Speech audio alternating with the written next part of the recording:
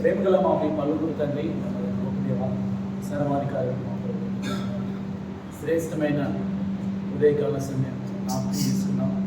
ఇంతవరకు నీ సన్నిధిలో ఉండే కృపను మాకు ఇచ్చినందుకు వందనాలు. మాటల మీద కలిగి ఉన్న సంకల్పాన్ని బట్టి నీకు స్తోత్రం చెల్లిస్తున్నాను. ఈ సమయంలో నీ సన్నిధికి వచ్చిన మాతో మీరు మాట్లాడండి, మీ స్వరాన్ని మాకు వినిపించండి, మమ్మల్ని అందరినీ కూడా మీరు ఆశీర్వదించండి. మా అందరి స్థితిగతులు ఎరిగిన దేవుడు తండ్రి, మా అందరి ఇంద్రియములు మీకు తెలిసే ఉన్నది అయ్యా. అందరి హృదయంలో ఎరిగిన దేవా, మీ అందరితో మీరు మాట్లాడండి, నాతో మాట్లాడండి, మీ స్వరాన్ని మాకు వినిపించండి. ముందర సమయం అందరినీ పరిశుద్ధాత్మ వినిపించండి అప్పగిస్తున్నాను. మీరే మాకు మాట్లాడమని మీ స్వరాన్ని వినిపించండి అయ్యా. అనేక మంది అనారోగ్యంతో వచ్చారు, వారిని స్వస్థపరచండి. సమస్యల్లో ఉండి వచ్చారు, వారి సమస్య నుంచి విడిపించండి అయ్యా. మీ కృప చూపండి. ప్రతి వారిని మీరు ధైర్యపరిచి మీ నామానికి మహిమ తెచ్చుకోమని యేసుక్రీస్తు నామములో ప్రార్థన వేడుకున్నాము తండ్రి. మన రక్షకుడైన యేసుక్రీస్తు నామములో కూడి వచ్చి మీకు అందరికీ వందనాలు. అందరు బాగున్నారన్నా? దేవుడు గడిచిన కాలం అంతా తోడుగా ఉండి మరోసారి ఆయన సన్ని నడిపించాడు. ఒక రకంగా నాకు చాలా బాధగా ఉంది. నబుదా నుండి 4-5 రెమ్యునరేషన్ లెటర్ వచ్చింది కాబట్టి ఇలాంటి సంఘటనలు చాలాసార్లు జరిగాయి నబుదాలో. కానీ ఈసారి చాలామంది రెమ్యునరేషన్ అయ్యారు. వారందరూ కూడా మనం ప్రార్థించేద్దాం. ఈ నబుదా కంపెనీతో మన సోనాపూర్ సంఘానికి చాలా అవినాభావ సంబంధం ఉంది. జబలాలి ఎయిర్పోర్ట్లో దాదాపు 120 మందికి పైన ఆరాధన చేసేవారు. నేను ఆదివారం వెళ్ళేవాడిని, బుధవారం అయ్యగారు ఆనందరావు గారు వెళ్ళేవారు. మమ్మల్ని కంటికి రెప్పలాగా చూసుకునేవారు. ఆ సమయంలో నేను ఎక్కడో జబలాలి ఫ్రీ జోన్లో పనిచేసేవాడిని. అక్కడ నుండి మళ్ళీ జబలాలి ఎయిర్పోర్ట్కి వెళ్ళడానికి నాకు ట్రాన్స్పోర్ట్ అరేంజ్ చేసేవారు. అయ్యగారు వస్తున్నప్పుడు కూడా ఒక దాదాపు 2-3 కార్లు చేంజ్ చేస్తూ వాళ్ళు ఫోన్ల ద్వారానే మమ్మల్ని అక్కడికి క్షేమంగా తీసుకెళ్ళి రాత్రి అక్కడే ఉంచుకొని మళ్ళీ పొద్దున డ్యూటీకి పంపించే వాళ్ళని. అయ్యగారు కూడా చాలా కష్టపడ్డాడు. ఆ యొక్క ఎడారిలో కేఎం అక్కడ ప్రసాద్ కరాఫీ కంపెనీ నడుచుకుంటూ వెళ్ళేవాళ్ళు. నడుచుకుంటూ వెళ్ళి ఎంతో పరిశీలన చేశారు. ఆ ఎడారిలో ఆ రన్వేలో అనేక క్యాంపులు ఉండేవి. అనేక మంది బలపరచబడ్డారు, అనేక మంది రక్షించబడ్డారు, అనేక మంది సేవకులు అయ్యారు. ప్రసాద్ సేవిస్తున్నాడు విజయవాడ. సోమన్న కూడా అక్కడి నుంచి వచ్చిన వాడే. ఆమె హల్లెలూయా, 2 చేతులు వేద్దాం హల్లెలూయా. బాధలో కూడా దేవుని స్తుతించాలి, 2 చేతులు పైకి హల్లెలూయా. బాధలు మనకు అలవాటే. దేవుడు ఏది చేసినా మన మేలు కొరకే చేస్తాడు. అంతా మన మేలుకే, నా మేలుకే అని చెప్పుకుంటాం ఒకసారి. ఎక్కడో ఉన్నా దేవుడు మనల్ని ఆశీర్వదిస్తాడు. ఈ రోజున ప్రభు నాకు బయలుపరిచిన మాటలు ఏంటంటే సామెతల గ్రంథం 4వ అధ్యాయము 18వ వాక్యం.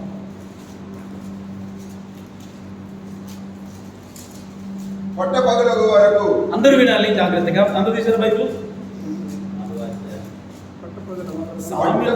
వరకు తేజరిల్లినట్లు నీతిమంతుల మార్గము అంతకంతకు తేజరిల్లును.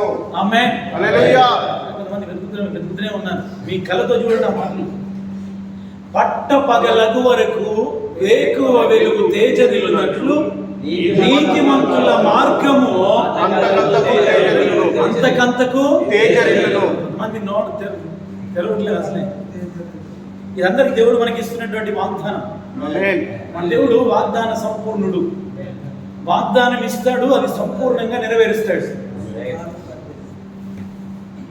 సామెతల గ్రంథం 4వ అధ్యాయం 18వ వాక్యంలో ఉన్నటువంటి వాగ్దానం ఈరోజున ప్రభు మనకు జ్ఞాపకం చేస్తున్నాడు. వాగ్దానాలన్నీ మనమే. ఇదంతా మనకు ఆస్తి. ఏంటిది? ఆస్తి. ఇది మనదే. దీన్ని ఏం చేయాలి? మనము ప్రభకరంగా తీసుకోవాలి. ఆస్తిని ఏం చేయాలి? అనుభవించాలి. ఎందుకున్నా వాళ్ళు పడుకుంటున్నారా? చూస్తున్నారా? అర్థమేది. పట్టపగలగు వరకు మన మాటలో చెప్తాను.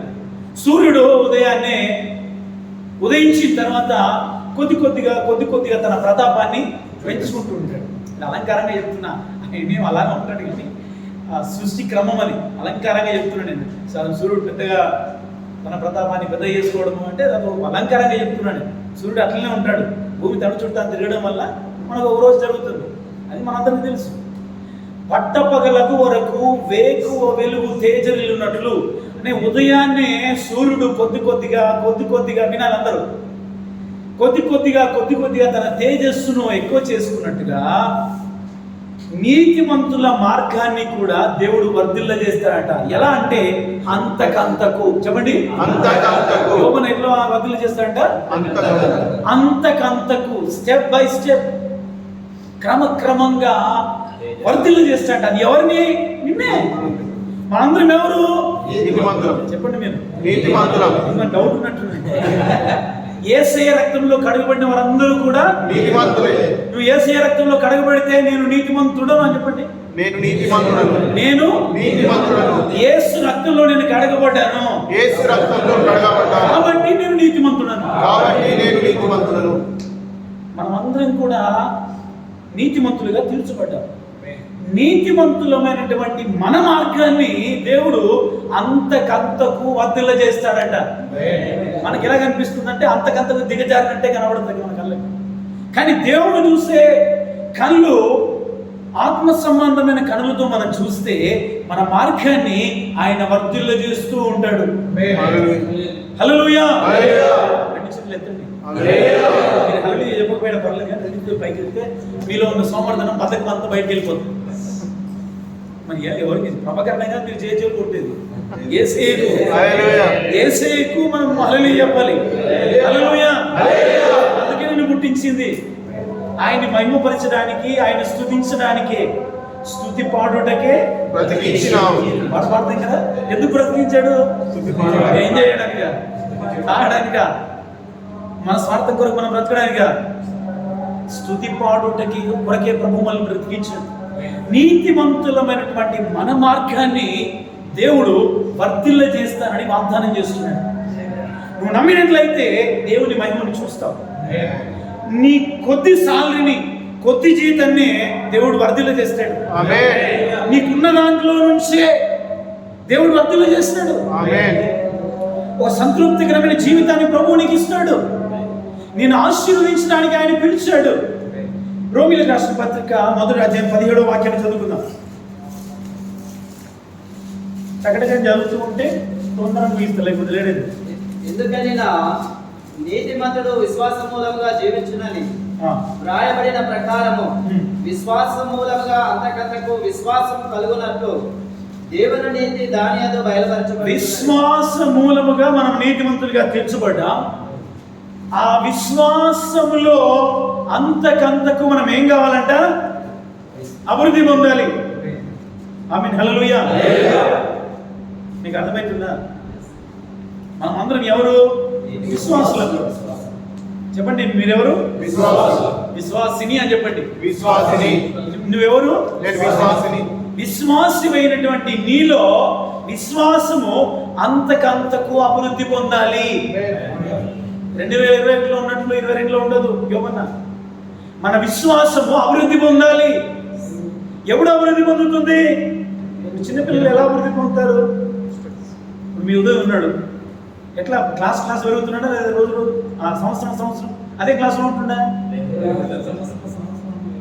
క్రమంగా మన జీవితంలో కూడా మన ఆత్మ సంబంధమైన జీవితం క్రమంగా అభివృద్ధి పొందాలి. క్రమంగా లోతైన అనుభవాల గుండా వెళ్ళాలి. మన విశ్వాసం అభివృద్ధి పొందితే అన్ని విషయాల్లో అభివృద్ధి పొందుతాం. మీ విశ్వాస పరిమాణాన్ని ఒకసారి చెక్ చేసుకోండి. మీ విశ్వాసాన్ని ఒకసారి పరీక్షించుకోండి. ఎలా దేవుని యందు విశ్వాసం ఉంచుతున్నాడు? ఒకసారి యేసు ప్రభు తన శిష్యులతో కలిసి సముద్రంలో ఎదుగుతుంటే తుఫాను వచ్చింది. వెంటనే శిష్యులు భయపడిపోయారు. యేసు ప్రభు దగ్గరికి వచ్చి, ప్రభు నీకు చింత లేదా? మేము నశించిపోతున్నాం. ఆయనతోనే ఉన్నాడు అన్నవారు వాళ్ళు. మళ్ళీ అనే మాట ఎలా ఉంది? మేము నశించిపోతున్నాం, నీకు చింత లేదా? ఆయనకేం కదా, మరి ఆయన అందులోనే ఉన్నాడు. వాళ్ళు అడిగే ప్రశ్న, కలవరంలో ఉన్నారు వాళ్ళు, అర్థం కావట్లేదు. యేసు ప్రభుని చూడాల్సినటువంటి వాళ్ళు తుఫాను చూస్తున్నారు. యేసు ప్రభువు లేచి ఏమన్నాడు తెలిసిన? ఏయ్ సముద్రమా నిశ్శబ్దంగా ఉండు అన్నాడు. హల్లెలూయా. సముద్రాన్ని ఏమన్నాడు దేవుడు? ఏయ్ సైలెన్స్ అన్నాడు.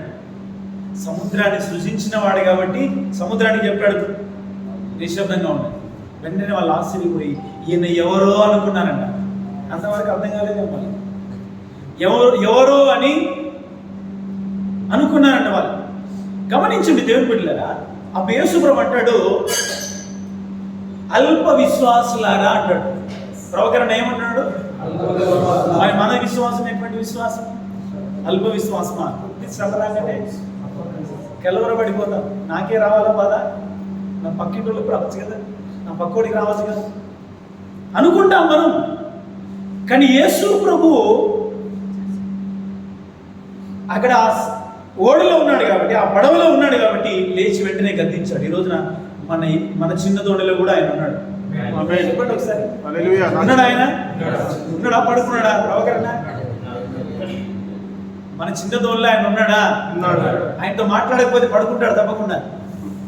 నీ స్వార్థ ప్రకారంగా నువ్వు బతికితే నీ ముచ్చట్లో వాడి నేను అనుకుంటా శిష్యులు ఏ చిరంజీవి గురించి మాట్లాడుకుంటున్నారో మాట్లాడుకుంటున్నారు.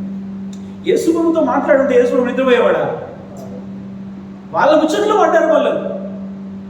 వాళ్ళ మాటల్లో పడిపోయి యేసుప్రభుని మర్చిపోయారు కాబట్టి యేసుప్రభువు ఆ ఓడ అమరమున మునిగిపోతే అదే మునిగిపోతుందంట. ఫస్ట్ అదే మునిగిపోతుందంట. అక్కడ తలగడి చేసుకుని అక్కడ పడుకున్నాడు యేసుప్రభు. గమనించండి దేవుని బిడ్డలారా, మన జీవితంలో కూడా చాలాసార్లు ఇటువంటి పరిస్థితులు ఎదురవుతూ ఉంటాయి. అల్ప విశ్వాసం మన జీవితంలో ఉండకూడదు. విశ్వాసం కలిగి ఉండాలి. విశ్వాసం ఎలా కలుగుతుంది మనకు? వినుట వలన విశ్వాసము కలుగును, వినుట క్రీస్తుని గురించిన మాటల వలన. నా మాటలు ఎంతో వాళ్ళకి అర్థమవుతున్నాయా? నా గొంతు సరిగ్గా లేదు కాబట్టి మీకు సరిగ్గా అర్థమైతే లేదేమో అనుకుంటున్నాను. మన విశ్వాసము అల్ప విశ్వాసంగా ఉంటే దేవుడు బాధపడతాడు.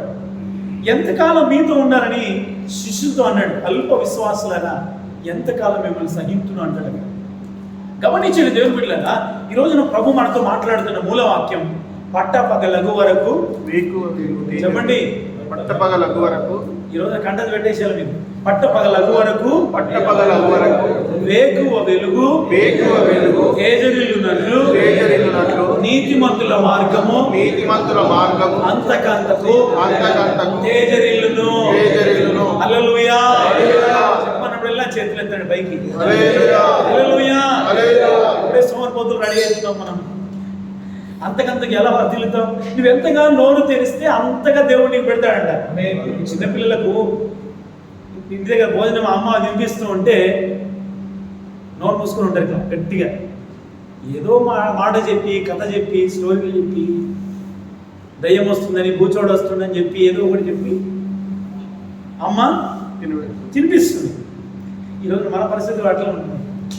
నీ నోరు బాగుగా తెరువుమో నేను దానిని నింపెదను. నోరే తెరవకపోతే దేవుడు ఎక్కడ నింపుతాడు? ఆయన ఆరాధిస్తూ ఆయన స్తుతిస్తే సమృద్ధిగా దేవుడు నీతో మాట్లాడతాడు. సమృద్ధి ఉండేసరికి ప్రభు నాకు మాట జ్ఞాపకం చేస్తున్నాడు. యోహాను సువార్త 10వ అధ్యాయం 10వ వాక్యాన్ని 2వ భాగాన్ని చదువుతున్నాం. యోహాను సువార్త 10 2వ వాక్యం. జీవము కలుగుటకును అది సమృద్ధిగా కలుగుటకును నేను వచ్చి తినని మీతో నిశ్చయముగా చెప్పుచున్నాను.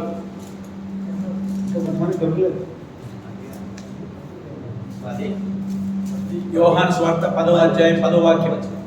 దొంగతనమును హత్యను నాశనమును చేయటకు వచ్చును గాని. చాలా తమ్ముడు, ఒకసారి అందరూ చదవండి ఒకటేసారి. దొంగతనమును హత్యను నాశనమును చేయటకు వచ్చును గాని మరి దేనికి రాడు. గొర్రెలకు జీవము కలుగుటకు అది సమృద్ధిగా ఆమేన్. హల్లెలూయా. ఎవరు? గొర్రెలం. గొర్రెలమైన మన కోసం ఆయన సమృద్ధి జీవాన్ని ఇవ్వడానికి వచ్చాడు. ఈరోజు ఫాదర్స్ డే అని రాశారు. మన వాట్సాప్లో, ఫేస్బుక్లో ఏడ చూసినా కూడా అదే ఫాదర్స్ డే. మనందరం కూడా తండ్రులమే కదా, మనకు పిల్లలు ఉన్నారు. మన పిల్లల్ని మనం ఎలా ప్రేమిస్తాం? కంటికి రెప్పలాగా చూసుకుంటాం. వాళ్ళు ఏది అడిగినా కూడా కొనిస్తాం. ఈ రోజున మన కన్న తండ్రి అయినటువంటి యేసయ్య కూడా మనల్ని ప్రేమిస్తున్నాడు. దేవుడు హల్లెలూయా. ఆయన ఇస్తున్న వాగ్దానం ఈరోజు అంతకంతకు వర్ధిల్లుతావు నువ్వని. నువ్వు అంతకంతకు వర్ధిల్లాలని ప్రభు నిన్ను పిలిచాడు. నీకు ప్రమోషన్ రావాలి, ఇంక్రిమెంట్ రావాలి. పీటర్ ఒక్కడికి వేసేటట్టుంది, అందరూ అట్లేదు. మీకు ప్రమోషన్ రావాలి, ఇంక్రిమెంట్ రావాలి, మంచి ఉద్యోగం రావాలి, మీ పిల్లలు ఆశీర్వదించబడాలి. ఇటువంటి పాజిటివ్ మాటలే మాట్లాడుతుండాలి మనం ఎప్పుడు కూడా. విశ్వాసపు భాష అంటారు దీన్ని. మన దావీదు మహారాజు పాడుతుంది కదా, ఎప్పుడు పాడాడు? గొర్రెలు కాసుకుంటే ఎప్పుడు పాడాడు? యెహోవా నా కాపరి, నాకు లేమి, పచ్చిక గల చోట్ల. అది ఎలా ఉంది? నిన్న నా కాపరిగా ఉన్నాడు, ఈరోజు కాపరిగా ఉన్నాడు యెహోవా, రేపు కూడా కాపరిగా ఉంటాడు. నాకేం కొదవా? నాకేమి కొదువా నాదుడుండా. మనకేమన్నా వాడదాం? ఆంధ్రప్రదేశ్లో కీర్తనలో పాట, నాకేమి కొదువా నాదుడుండా. హల్లెలూయా. యెహోవా నా కాపరిగా ఉన్నాడు కాబట్టి నాకేం కొదవా అని పాడుతున్నాడు కీర్తనకారుడు దేవుని బిడ్డ. అది దావీదు రాసిన కీర్తన ఈ రోజున అందరూ పాడుతున్నారు. యెహోవా నా కాపరి. నేను కూడా ఎప్పుడు పాడుతుంటాను కదా, యెహోవా నా మంచి కాపరి, యెహోవా నా మంచి కాపరి, నేనాయన గొర్రెను. హల్లెలూయా. నాకు గొంతు బాగలేదు కాబట్టి మీరు బాధపెట్టట్లేదు. యెహోవా నా కాపరిగా ఉన్నాడు కాబట్టి నాకు లేమి అనేది లేదు. గొర్రెలకు జీవము కలగడానికి వచ్చాడు, అది సమృద్ధిగా. ఎలా? సమృద్ధిగా. వినిపించట్లేదు నాకు. సమృద్ధిగా. నీకు సమృద్ధిని ఇవ్వడానికి వచ్చాడు ఆయన. నీకు సమృద్ధి అయిన ఆశీర్వాదాన్ని ఇవ్వడానికి వచ్చాడు. ఆయన కల్వరి శిలువలో ప్రాణం పెట్టింది ఎందుకు తెలిసిన? నీ శాపాన్ని ఆయన మోసాడు, నీ పాపాన్ని ఆయన మీద వేసుకున్నాడు, నీ అవమానాన్ని ఆయన పొందుకున్నాడు. కాబట్టి నువ్వు సమృద్ధిగా ఆశీర్వదించుకున్నాడు. నీకు సమృద్ధిని ఇవ్వడానికి ఆయన ఈ లోకానికి వచ్చాడు, తన ప్రాణాన్ని పెట్టాడు. ప్రాణం ఇచ్చిన గొప్ప కాపరి మన తండ్రి. అది తండ్రి ప్రేమ దేవుని బిడ్డ. ఆ తండ్రి ప్రేమ మన కొరకు ప్రాణమే ఇచ్చేసింది. ఎంత గొప్ప దేవుని కలిగి ఉన్నాము, ఎంతటి గొప్ప ప్రేమ స్వరూపిణి మనం కలిగి ఉన్నాము. మీరు ఆలోచించండి దేవుని బిడ్డలారా, అంతకంతకు నువ్వు వర్ధిల్లాలని ప్రభు మనతో మాట్లాడుతున్నాడు దేవుడు. ఈరోజు నా చాలా మంది ఇప్పుడు కొంతమందికి బాగానే ఉంది కావచ్చు, కొంతమందికి సంతోషంగా ఉంది. ఇంటికి వెళ్తున్న వాడు సంతోషం ఉంటుంది. నలుగురు సాక్ష్యం ఇచ్చారు, యోగన్న సాక్ష్యం ఇచ్చాడు, జోషన్న సంతోషంగా ఉన్నాడంటే. నువ్వు వెళ్తుంటే మాకు బాధగా ఉంది కదా. నీ కుటుంబానికి నువ్వు వెళ్తున్నావు, సంఘాన్ని విడిచిపెడుతూ వెళ్తున్న బాధ ఉంది. ఎన్నో సంవత్సరాల తరబడి మనందరం కలిసి దేవుని పిల్లలుగా పెరుగుతున్నాం. ఒకే సంఘంలో ఉండి మీరు స్తంభాలుగా ఉండి అనేక ఆత్మల రక్షణార్థమై మీరు ప్రయాసపడ్డ ప్రయాస దేవునికి తెలుసు. దేవుని బిడ్డలారా, అనేక మంది ప్రయాసపడ్డాడు. తమ్ముడు యేసు ఎంతో ప్రయాసపడేవాడు, లంగ్స్లో ఉన్నాడు, చాలా కష్టపడేవాడు. ఎంతో మంది బాప్తిస్మం తీసుకున్నారు అక్కడ జబలాల ఎయిర్పోర్ట్లో. 100 మంది కంటే పైనే ఆరాధన చేసేవాడు. ఎక్కడ? ఎడారిలో కింద పరుచుకోవడానికి చేపలు తీసుకెళ్ళి అంత దూరం మోసి అదంతా జ్ఞాపకం వస్తూ ఉంటే ఆ 2006 నుండి 2010 వరకు ఎంతో మంది రక్షించబడ్డారు. దేవుని బిడ్డలారా, ఎంతో మంది బలపరచబడ్డారు, ఎంతో మంది ఆశీర్వదించబడ్డారు. దేవుని బిడ్డలారా గమనించండి, దేవుడు ఏది చేసినా మన మంచి కోసమే చేస్తాడు. కానీ దేవుడు నిన్ను సమృద్ధిగా ఆశీర్వదించడానికి ప్రతి శ్రమను నీ జీవితంలో అనుమతిస్తున్నాడు. ఒక శ్రమ నీ జీవితంలో వచ్చింది అంటే నేను ఆశీర్వదించడానికి. ఏది చేసినా దేవుడు మన మేలు కొరకే చేస్తాడు. ఏది చేసినా మన మేలు. అంతా నా మేలుకే, ఆరాధన యేసుకే, అంతా నా మంచికే.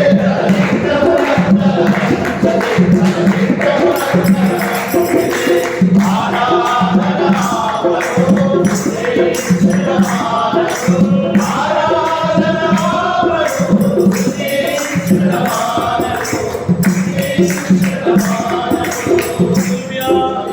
స్తుతించుట ఏం చేయాలి? మారుతారు. కొంతమంది అలుగుతారు, దేవుని మీద అలుగుతారు. ఏదైనా కీడు జరిగితే అలిగి కూర్చుంటారు ఇంకా దేవుని దగ్గరికి. నేను ప్రార్థన, దేవుడు ఏమేం చేశాను అంతా నా మేలుకే అనుకుంటే మన జీవితాలు ఆశీర్వదించబడతాయి. కీర్తనల గ్రంథం 78వ కీర్తన 15వ వాక్యాలు చదువుతున్నారు. అరణ్యంలో ఆయన బండలు చీల్చి సముద్రమంత సమృద్ధిగా వారికి నీరు త్రాగ. అరణ్యములో ఆయన బండను చీల్చి సముద్రమంత సమృద్ధిని వారికి నీరు త్రాగనిచ్చెను. బండలో నుండి. హల్లెలూయా. ఎట్లా ఇచ్చాయంట? మన పిల్లలైన ఇశ్రాయేలీలు 6 లక్షల కాలంలో దాదాపు 30 లక్షల మంది కాలినడక నడిచేవారే యుద్ధం చేయడానికి రెడీగా ఉన్నారంటే 6 లక్షల కాలంలో మన జరుగుతుంది. వాళ్ళందరినీ పోషించడం అంటే మామూలు మారిన ఒక క్యాంపులో ఉండే వాళ్ళే ఆ బాత్రూమ్ చూసుకోవడానికి ఎంత కష్టపడుతున్నారు. లక్షల మందిని ఎలా నడిపించాడు దేవుడు. అరణ్యంలో నీళ్ళు లేకపోతే మనం ఎక్కడన్నా బయట ఈ ఎడారిలో ఇరుకుపోయామనుకో, నీళ్ళు ఎక్కడ దొరుకుతాయా? ఎడారిలో యోమన్నా వింటున్నావా? ప్రభకరణ ఎడారిలో వెళ్ళామనుకో, ఎక్కడ నీళ్ళు దొరుకుతాయా? అలానే ఈ ఎడారి ప్రాంతమే ఆ రోజున ఇశ్రాయేలు దేశంలో ఇశ్రాయేలు ప్రయాణిస్తున్నటువంటి సమయంలో నీళ్లు లేవు. నీళ్లు లేక అందరూ వచ్చి దైవజనుడు మోషేని అడుగుతుంటే దేవుడికి ప్రార్థన చేశాడు. బండతో మాట్లాడమన్నాడు దేవుడు. మాట్లాడమంటే మనోడు వెళ్ళి కొట్టాడు. అది వేరే టాపిక్, నేను మాట్లాడలేను. కానీ ఆ సముద్రం, ఆ బండలో నుండి సముద్రం అంత సమృద్ధిని నీళ్ళిచ్చాడంట. బండలో నుండి నీళ్ళిచ్చా. అసలు మీ ఆలోచన ఎవరుంటుంది? అది కొన్నిసార్లు మన సమస్యలు కూడా అట్లే ఉంటాయి. 10 లక్షలు అప్పు ఉంది, నా జీతం ఏమో 10,000. ఎత్తగలుగుతానా, తీర్చగలుగుతానా అనుకుంటాం మనం. అది మనకు అనిపిస్తుంది, మన ఆలోచనకు. కానీ తీర్చగలిగిన వాడు దేవుడు. తీర్చగలిగిన వాడు ఆయన. నీ అప్పును అంతటి కూడా తీర్చగలిగిన వాడు ఆయన. నువ్వు విశ్వసిస్తే కొండలాంటి సమస్యల్ని కూడా సమభూమిగా మారుస్తాడు ఆయన. నేను ఆశీర్వదిస్తాడు. ఆశీర్వదించడానికే వచ్చాడు ఆయన. ఇలా చెప్తున్నాను బట్టి, చెప్పడాన్ని బట్టి కొంతమంది ఆశీర్వాదం వైపు వెళ్తుంటారు. నువ్వు ఆత్మ సంబంధంగా ఆశీర్వదించబడితే భౌతిక సంబంధంగా ఆటోమేటిక్గా నీ వెంబడి వస్తాయి ఆ ఆశీర్వాదం. ఈరోజున ప్రాస్పరిటీ బోధ అన్నట్టు బోధగా చాలా మంది దీని వెంబడే వెళుతున్నారు. అటువంటి సేవకులు కూడా తయారయ్యారు. ఈరోజు మొట్టమొదటి నీ బ్రతుకు మారాలి. నువ్వు పాపము నుండి విడిపించబడాలి. ఆత్మ సంబంధమైన నీ జీవితం ఆశీర్వదించబడితే నీ వెంట అన్ని వస్తాయి. మొదట నా నీతిని, నా రాజ్యాన్ని వెతకండి, అప్పుడు అవన్నీ మీకు. డబ్బెంబడి మీ వెళ్ళడం కాదు, అది నీ వెంబడి రావాలి. ఎవడన్నా అది మన వెంబడి రావాలి. నువ్వు డబ్బు వెంబడి వెళ్ళొద్దు, డబ్బు పిచ్చుడు పోయి. కొంతమంది గుండె ఎలా కొట్టుకుంటుందంటే డబ్బు కాదు, డబ్బుతో మనిషి మాయ అయిపోయాడు. డబ్బు అనే జబ్బు వచ్చింది ఈ రోజున మనిషికి. లబ్బడ బంద్ అయిపోయింది. ఎక్కడ కమిషన్ దొరుకుతుందా, ఎక్కడ డబ్బులు దొరుకుతాయా, ఎక్కడ మోసం చేద్దామా అని ఆలోచిస్తాడు మనిషి. డబ్బు సంపాదించడానికి ప్రయత్నం చేస్తున్నాడు. దేవుడు పిల్లలు గమనించండి. దేవుడు అంటున్నాడు, ఇశ్రాయేలుకు సముద్రం అంత సమృద్ధిని ఇచ్చాను బండలో నుండి. నీకు ఇవ్వలేనా? అసలు నీ ఆలోచన ఏమవుతుందా? బండలో నుండి నీళ్ళు వస్తాయా? మనం బోరేసిన తర్వాత లోపల బండి వచ్చిన తర్వాత నీళ్ళు వస్తాయని తెలుసు. కానీ పైన బండి ఉంది, భూమి పైన బండి ఉంది. ఆ బండిని కొడితే ఆ బండలో నీళ్ళు వచ్చాయి. అది అసాధ్యం, కానీ దేవునికి సాధ్యం. కుడి చేస్తుంది దేవునికి చెప్పండి అందరూ కూడా, దేవునికి సమస్తము. ఈ నోటితో పలికితే నువ్వు దీవించబడతావు. ఈ నోటితో పలకకపోతే, ఇప్పుడు మన తెలుగు వాళ్ళు, మనం ఎవరు? తెలుగు చెప్పండి మీరు. కాబట్టి తెలుగు మాట్లాడుతున్నాం. మనకు ఆయిల్ తెలుగులో ఉన్నాయి. విశ్వాసులమైన మనం కూడా విశ్వాసపు భాష మాట్లాడాలి. ఏం భాష అది? వాగ్దానాలే ఆస్తి మనకు. ఆ వాగ్దానాలను ఎత్తిపట్టి దేవుడి సన్నిధిలో ప్రార్థన చేయాలి. ఒకప్పుడు ప్రార్థన అది ఇవ్వు ఇది ఇవ్వు అని అడుగుతాం, కానీ దేవుని వాగ్దానాలు ఎత్తిపట్టే హక్కు మనం సంపాదించుకోలేదు. దేవుడు అంటే ఆ క్రమాన్ని కొంతమంది ఇష్టపడుతూ ఉండరు. దేవుని వాగ్దానాలన్నీ కూడా మనయే. ఆయన అవునని చెప్పి కాదనేవాడు కాదు, కాదని చెప్పి ఆయన అవునంటే కాదంటే అవునని చెప్పి ఆయన ఆమేన్ అనేవాడు. ఆమేన్ అనే మాటకి అర్థం ఏంటి? మాటికి ఆమేన్ ఎందుకు చెప్పిస్తున్నా నేను? నీ నోట్లో నుంచి ఏదంటే పైనుండి దేవుడు ఆమేన్ అంటాడంట. హిందువులు అంటారు, మనకు కూడా దేవుడు వాక్యం మన నోటి నుంచి ఏది ఒలిగితే జీవ మరణములు నేను నోటితో ఏం చెప్తే అది జరుగుతుందంట. కాబట్టి చాలా జాగ్రత్తగా మాట్లాడాలి. విశ్వాస సంబంధమైన భాషని మాట్లాడాలి. దావీదు పాడుతున్నట్టుగా యెహోవా నా కాపరి, నాకు లేమి కలగదు అని పాడుకోవాలి, మాట్లాడాలి. నేను నీ కుడి చేతిపై నీ తల మీద పెట్టుకుని నేను ఆశీర్వదించబడ్డాను, నా దేవుడు నన్ను ఆశీర్వదిస్తున్నాను నిన్ను నీవు చెప్పుకోవాలి. పాజిటివ్గా నిన్ను నీవు మాట్లాడుకోవాలి. ఎన్ని రోజులు అవుతుంది నా బతికింతేనా? నా పిల్లల స్థితి ఇంతేనా? 10 సంవత్సరాల నాడు 10,000 సార్లు, ఇప్పుడు కూడా 10,000 సార్లు ఉంది. నా బ్రతుకు మారుతుందా అని ఆలోచనలు వచ్చి ఉండొచ్చు, కానీ అవన్నిటిని దేవుడు మార్చగలిగిన వాడు. నీ విశ్వాస పరిమాణం అభివృద్ధి పొందాలి. హల్లెలూయా. యాక్చువల్గా ప్రభు నాతో మాట్లాడిన విషయాలు ఏంటంటే, రోజు మనం 2 అంతలుగా ఆశీర్వదించబడాలి. మొదట, తర్వాత 4 వంతులుగా ఆశీర్వదించబడాలి, ఆ తర్వాత 5 వంతులుగా ఆశీర్వదించబడాలి, తర్వాత 7 వంతులుగా ఆశీర్వదించబడాలి, తర్వాత 10 వంతులుగా ఆశీర్వదించబడాలి, తర్వాత 30 వంతులుగా ఆశీర్వదించబడాలి, 60 వంతులుగా ఆశీర్వదించబడాలి, 100 వంతులుగా ఆశీర్వదించబడాలి, 1000 వంతులుగా బైబిల్ పద్ధతి అది. బైబిల్ చాలా చోట్ల చూస్తే యోబును 2 వంతులుగా దేవుడు ఆశీర్వదించాడు. ఆమేన్. ఎవరిని? యోబును. ఆయన అనలే నాకెందుకు వచ్చింది బాధ, నా కొడుకులు పిల్లలు అందరూ చనిపోయారు, ఎందుకు వచ్చింది నాకు ప్రభు అని అడగలేదు. దేవుడిని ప్రశ్నించలేదు.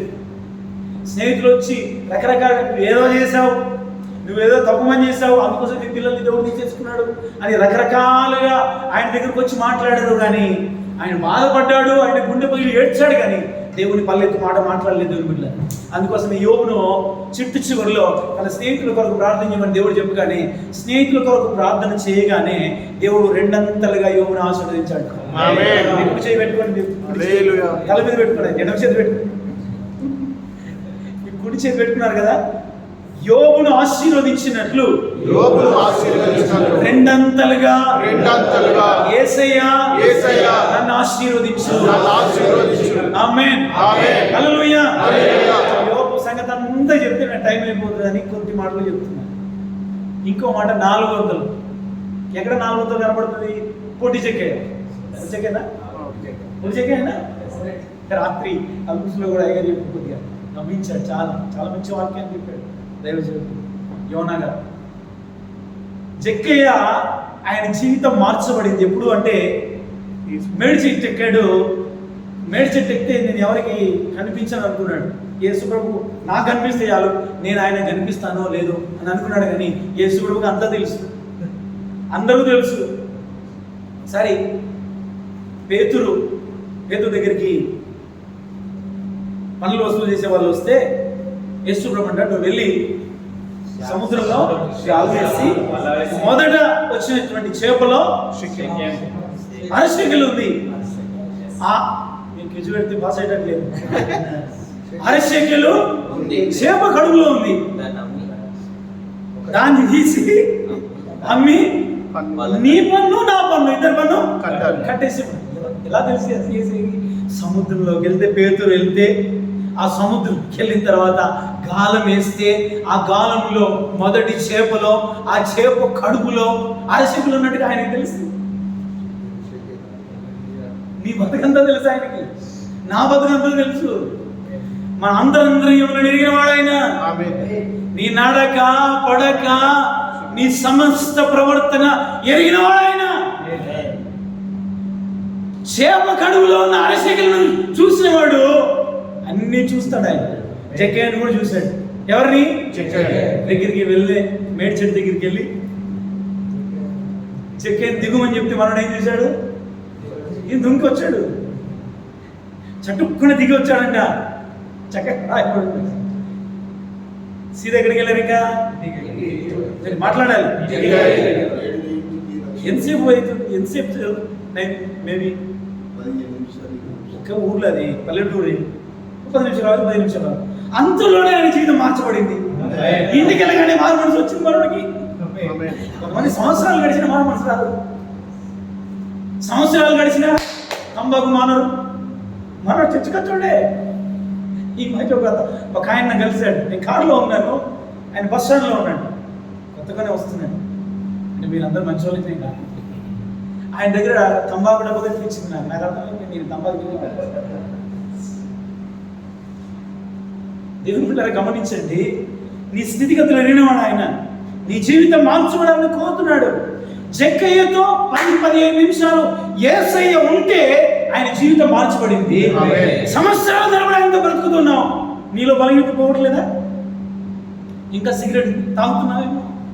ఉన్నారు కొంతమంది భక్తులు, తాగే భక్తులు ఉన్నారు. ఎంజాయ్ స్నేహితులతో కలిసి తిరిగే వాళ్ళు ఉన్నారు. కానీ జక్కయ్య మేడి చెట్టు చూడు, సీరియస్ అవుతున్నారు. మేడి పండు చూడు, పొట్ట విప్పి చూడు. మనోడు బతుకు కూడా అప్పుడు అలాగే ఉండేది జక్కయ్య బతుకు. కానీ యేసు కూడా విప్పేశాడు. యేసు ప్రభుతో కొద్ది 10-15 నిమిషాలు గడవగానే జీవితం మార్చబడింది, మారు మనసు పొంది అని అంటున్నాడు. నేను ఎవరి దగ్గర అయితే తీసుకున్నానో ఎంత విన్నాం? 2. యోబు జీవితంలో దేవుడు ఏం చేశాడు? 2 అంతలుగా ఆశీర్వదించాడు. ఇప్పుడు 4 అంతలు ఎవరైతే మోసపోయారో వారికి మనోడు ఇచ్చేస్తున్నాడు జక్కయ్య. హల్లెలూయా. మోసపోయేమో దేవుడు నీకు 4 వందలు ఇస్తాడు. జక్కయ్య అలాంటి వాటిని మారుస్తాడు. అప్పులు ఇచ్చే వారి దగ్గర వడ్డీలు కట్టడానికి సరిపోతున్నాయేమో. ప్రభు ఈ రోజున మాట్లాడుతున్నాడు. 4 వందలుగా దేవుడిని ఆస్వాదించడానికి ఇష్టపడుతున్నాడు. ఆమేన్. హల్లెలూయా. హల్లెలూయా. ఇంత గొప్ప దేవుడిని మనం కలిగి ఉన్నాము. నువ్వు అంతకంతకు వర్ధిల్లాలని దేవుడు కోరి నిన్ను పిలిచాడు. నువ్వు అలానే ముద్దపప్పులాగా ఉంటానంటే నీ ప్రార్థనా జీవితంలో మార్పు రావాలి. నీ వాక్య అనుభవంలో, వాక్యం తీయమంటే బైబిల్ తీయమంటే రిఫరెన్స్ తీయమంటే అదగంట అయింది కొంతమందికి. రోజు వెళ్ళే దారి అయితే రోజు వెళ్ళే దారి అయితే తొందరగా గుర్తుంటుంది. అప్పుడప్పుడు వెళ్ళే దారి వెతుక్కుంటూ వెళ్ళాలి. ఇప్పుడు అలాగే ఉంది బైబిల్ తీసే కమ్మలు తీసేస్తున్నారు పేపర్లు. రోజు చదివామనుకో ఏది ఎక్కడ ఉందో అర్థమవుతుంది. హబక్కూకు ఎక్కడ ఉందో అర్థమవుతుంది. హబక్కూకు తీయమంటే కొత్త నిబంధనలు వెళ్తారు కొంతమంది. కొత్త నిబంధనలు ఏముందో, పాత నిబంధనలు ఏముందో నువ్వు రోజు వెళ్తే కదా నీకు అర్థమయ్యేది. రోజు దేవుని వాక్యాన్ని చదవాలి. అది కూడా ఆశీర్వాదమే. అందరూ చదవలేరు. హల్లెలూయా. హల్లెలూయా. ప్రార్థన జీవితం కూడా ఆశీర్వాదమే. విశ్వాస జీవితం కూడా ఆశీర్వాదమే. విశ్వాసం అభివృద్ధి పొందాలి.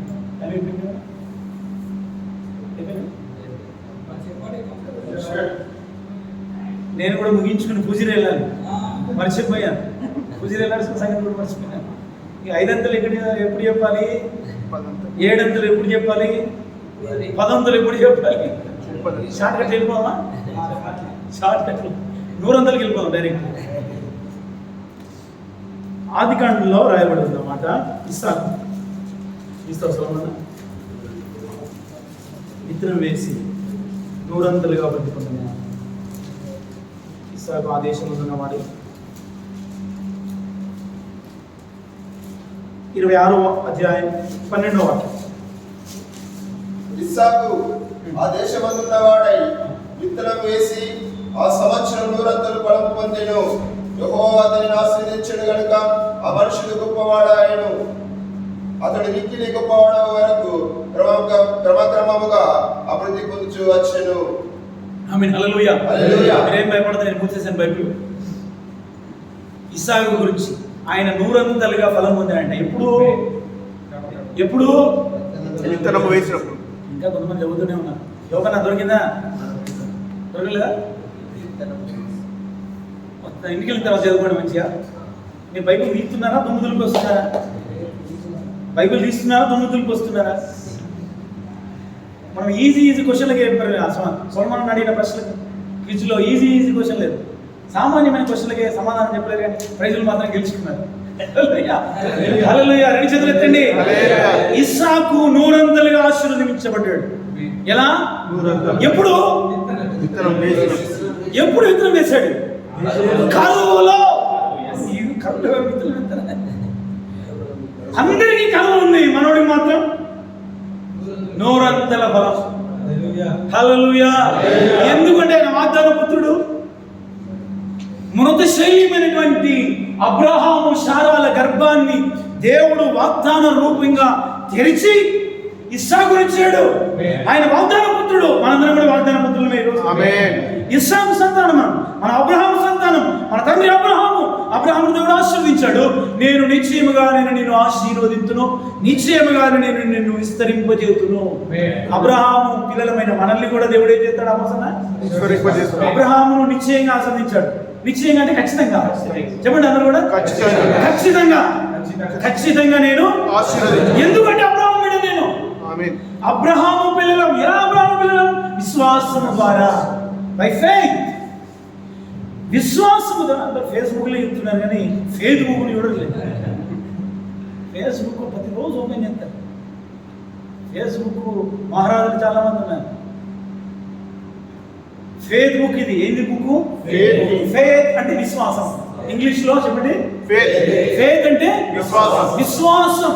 ప్రతిరోజు ఫేస్బుక్ ను ఓపెన్ చేస్తున్నావు కానీ ఫేత్ బుక్ ను ఓపెన్ చేస్తున్నావా? LIC కడుతున్నావు. అంతకంటే గొప్పది ఇన్సూరెన్స్. లైఫ్ ఇన్సూరెన్స్ కార్పొరేషన్ అది. ఇది మన బ్రతుకుని పరలోకంలో ఉంచే బాట.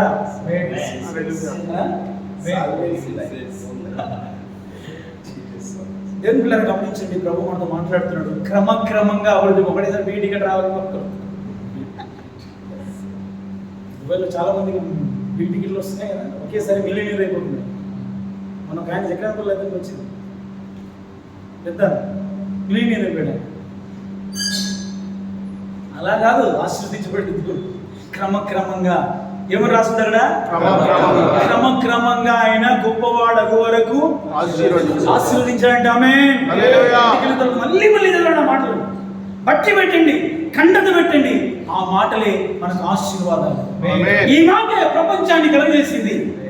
అదృశ్యమైన ఈ మాట దృశ్యమైన ఈ సృష్టి అంతటిని కలిగజేసింది. తన మహత్తు గల మాట చేత సమస్త సృష్టిని దేవుడు నడిపిస్తున్నాడు. ఇస్సాకును ఆశీర్వదించినట్టు. ఒకసారి లాస్ట్ చెప్పండి. మీ కుడిచి మీ తల మీద పెట్టుకోండి. ఇస్సాకు ఆశీర్వదించబడ్డట్టుగా నూరంతలుగా యేసయ్య నన్ను ఆశీర్వదించు. ఆమేన్. చిన్న ప్రార్థన చేస్తాను, ముగించుకుందాం. ప్రేమాస్వరూపుడు మీరు మా ప్రేమలో తండ్రి, నమ్మదని గొప్ప దేవ, సర్వశక్తిమంతుడా, ఇంతవరకు నీ ప్రేమ మమ్మల్ని జ్ఞాపకం చేసుకున్నందుకు వందనాలు. నీ పిల్లలు అనేక మంది అనారోగ్యంతో వచ్చారు, వారిని స్వస్థపరచండి. అనేక మంది సమస్యలు వచ్చారు, ఆ సమస్యలను తీర్చండి. మీ కృప చూపండి.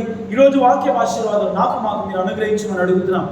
ఇదిగో మేము 200లుగా, 400లుగా, 500లుగా, 700లుగా, 1000లుగా, ప్రభు 30లుగా, 60లుగా, 100లుగా, 1000లుగా మేము ఆశీర్వదించబడే కృపను మా అందరికీ మీరు అనుగ్రహించండి.